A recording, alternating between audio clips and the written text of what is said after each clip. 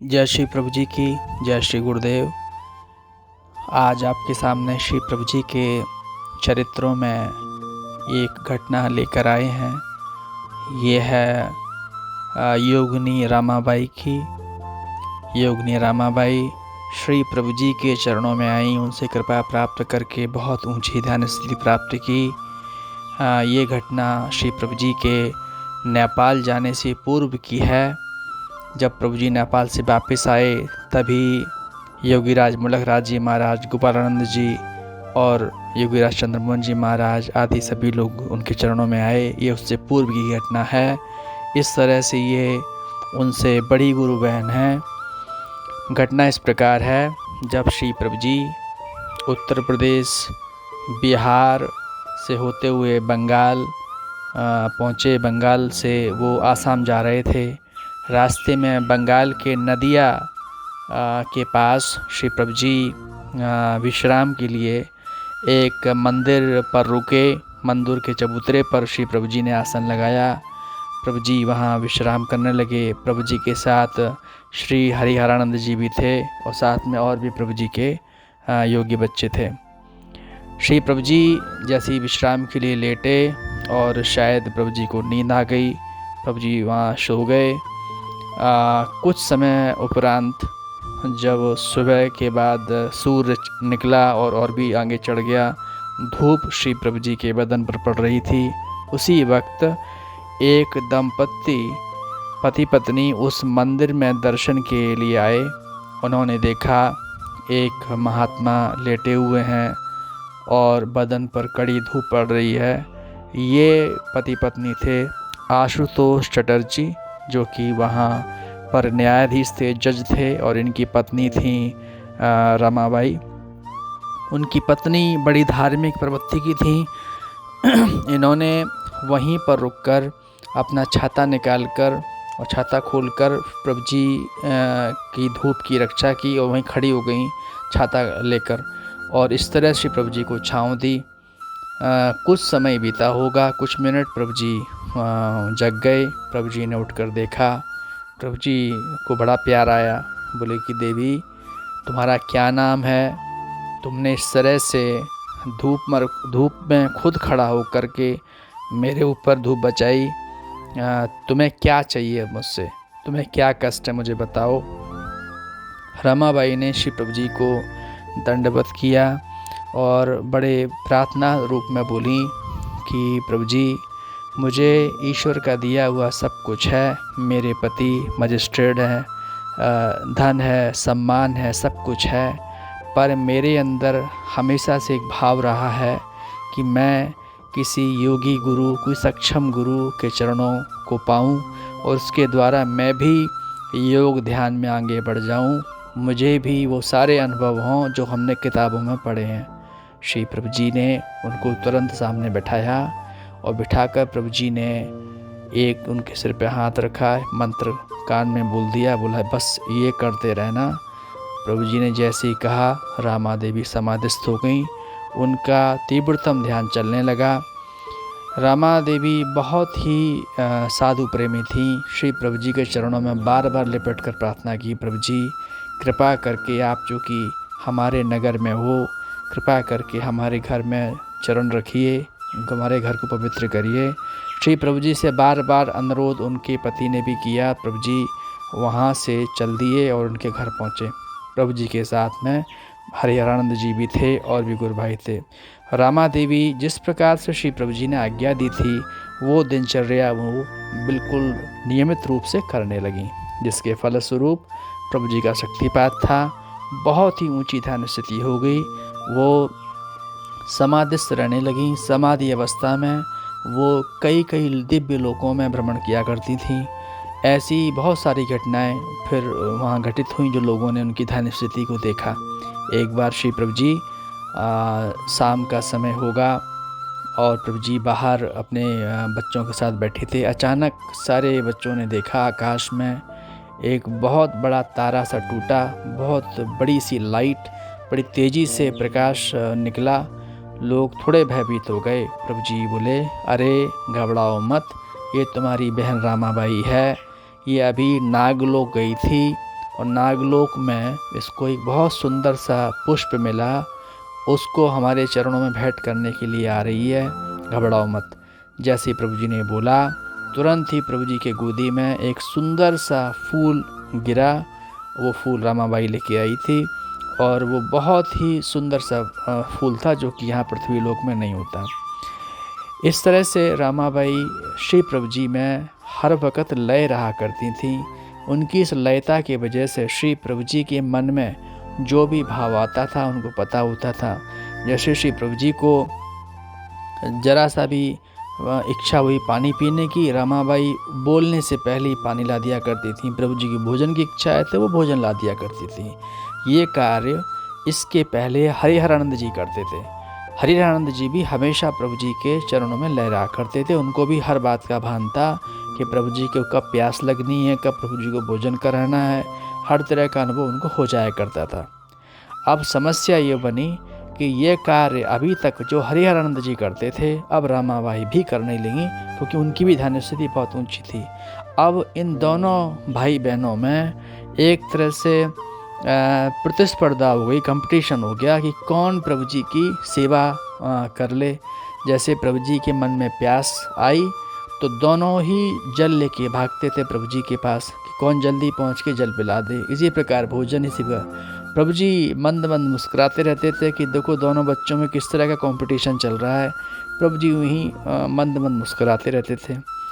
एक दिन की बात है कि जब प्रभु जी को प्यास लगी, रामाबाई जल लेकर तेज़ी से दौड़ी प्रभु जी की तरफ, और हरिहरानंद जी भी वहीं खड़े थे, वो भी जल लेके हाथ में लेके आए थे। उन्होंने क्या किया, रास्ते में अपना पैर अड़ा दिया, बाधा बना दी और रामाबाई गिर पड़ी। पानी फैल गया। प्रभु जी को हरिहरानंद जी ने आगे आके जल दे दिया। प्रभु जी ने जल तो पी लिया और तुरंत हरिहरानंद जी को आज्ञा दी कि बेटा ये अनुचित व्यवहार था, अब मेरी इच्छा है कि तुम तुरंत ये स्थान छोड़ दो और 2 महीने तक तुम्हारे मन में जैसा आए वैसा तुम घूमो जाके। इस तरह से प्रभु जी ने हरिहरानंद जी रोने लगे, बोले प्रभु जी मुझे माफ़ कर दो, गलती हो गई।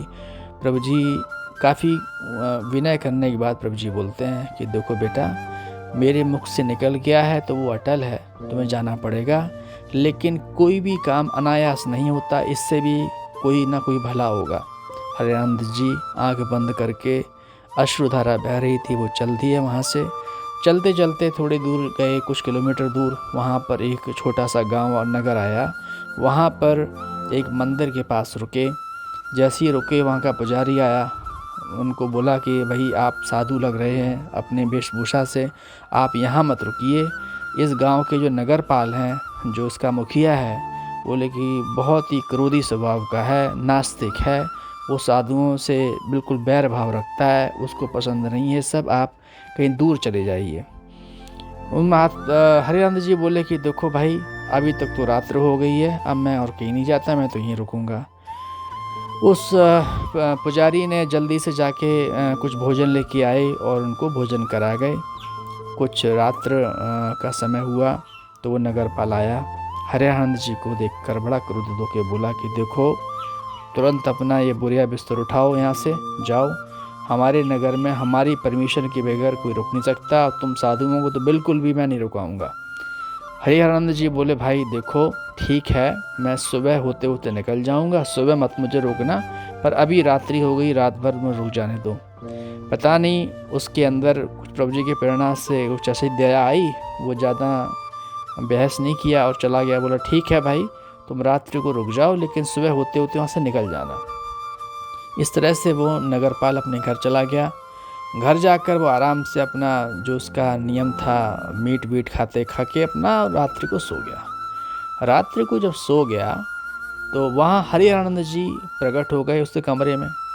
योग शक्ति से उन्होंने उस नगरपाल को बिस्तर से उठा के कई बार ज़मीन पर पटका, उठा के पटका।